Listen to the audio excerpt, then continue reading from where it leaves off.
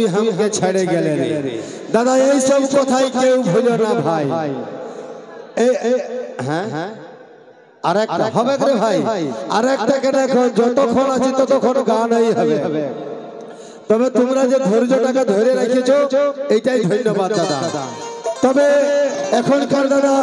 দিনকাল অনেকই খারাপ চলছে এই জন্য দাদা সবাই নিজে সাবধানে থাকবে এই সব বিটি ছেলের কথাই কেউ ভুলো না ভাই